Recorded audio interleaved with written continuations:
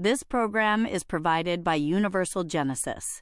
Today, we're jumping into a really fascinating story from 19th century Prussia. It's all about how a government, totally spoked by revolutionary ideas, figured out how to control them. And not with force, but with something way more subtle. And, you could argue, way more effective. So let's just dive right in with the big question. If you're a state and a new idea pops up that threatens everything, what do you do? Do you ban it? Do you throw its supporters in jail? Well, Prussia's answer was something else entirely. And here it is, the punchline. They didn't make the idea illegal. They just took away its platform, its institutional home, its chair. And that one little metaphor, that's the key to this whole story. All right, to really get this, we got to rewind to the early 1800s. Prussia was in a total crisis, and it was desperately looking for a new, big idea to pull itself back together. So it all kicks off in 1806. Napoleon just absolutely crushes Prussia, leaves them on their knees. So in this moment of desperation, they turn to philosophy. This thinker, Johann Fichte, gets up at the University of Berlin and gives these incredible, fiery speeches calling for a German national revival. And it totally works. It inspires all these radical student movements. But then, in 1819, one of those students assassinates a conservative writer. And just like that, philosophy wasn't just some abstract thing anymore. It was tied directly to political violence. And this was a huge wake-up call for the Prussian state. They realized that by giving Fichte's ideas a legitimate platform, a formal chair at the university, they'd given them power, and that power had now spun completely out of their control. This was a lesson they were not going to forget. Okay, so this brings us to the next chapter. The state still wanted a philosophy, right? They just needed a safer one. So they bring in this new superstar thinker, the one and only George Wilhelm Friedrich Hegel. They were really hoping he'd be a bit more manageable. Now, Hegel's philosophy is, let's be honest, ridiculously complex. But the key thing to understand is this wild duality it had. On one hand, you could use his system to argue that the Prussian state, with all its laws and bureaucracy, was basically the peak of human reason, the end of the line. But on the other hand, you could also read it as saying the state was just a phase, a temporary step that needed to be overcome to get to something even better. And you can see the problem here, right? The state absolutely loved that first interpretation, the one that made them look like the pinnacle of civilization. But they were terrified of the second one, the one that could inspire radicals to burn it all down. Hegel's philosophy was both the perfect tool and a potential time bomb, all wrapped up in one. So, yeah, the Prussian authorities were in a real bind. The very philosophy they championed to hold things together also contained the seeds of its own destruction. It was a true double-edged sword. And then something completely unexpected happens. In 1831, Hegel just dies, suddenly, of cholera. And this, believe it or not, gives the state a golden opportunity. They didn't have to fight his ideas head-on anymore.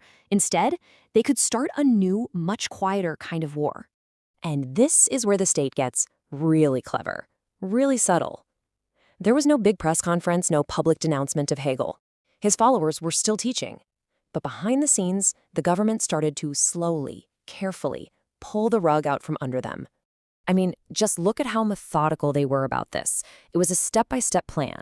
First up, in 1833, they hire a specialist in Aristotle, a really subtle signal that they're moving away from Hegel's giant, all-encompassing theories.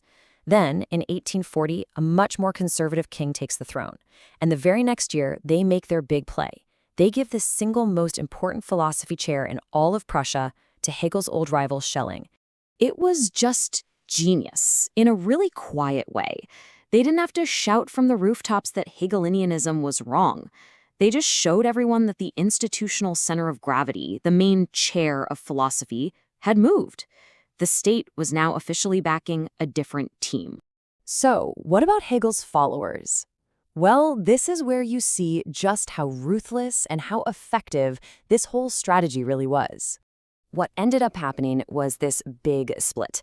The older generation, the old Hegelians who had the more conservative, state-friendly take on his work, they mostly kept their jobs. But the younger, more radical generation, the young Hegelians, they found themselves completely shut out.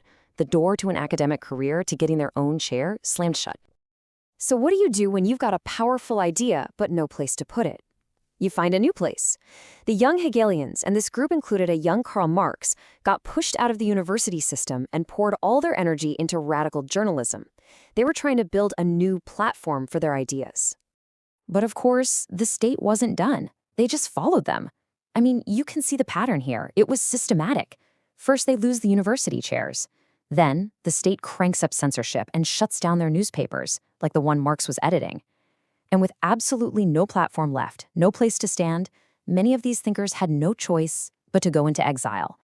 And that's the really chilling takeaway here, isn't it? Prussia never had to actually win the philosophical debate. It didn't have to prove the young Hegelians were wrong. It just had to quietly, methodically, and completely remove every single chair they tried to sit in. Okay, so that's a wild story from the 1800s, but it really makes you wonder about our own time, doesn't it? I mean, think about it. What are the modern versions of that super important professorship at the University of Berlin? Where do ideas get their power, their legitimacy, their audience today? Yeah, the list today looks a lot different, and it's long. Today's chairs could be social media algorithms that decide what goes viral.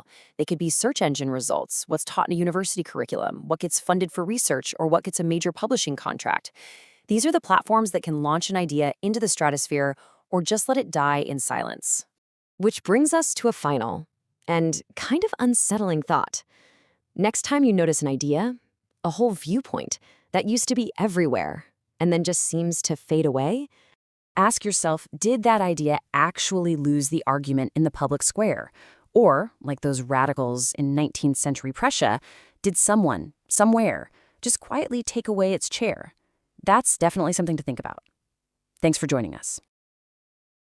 This program is provided by Universal Genesis.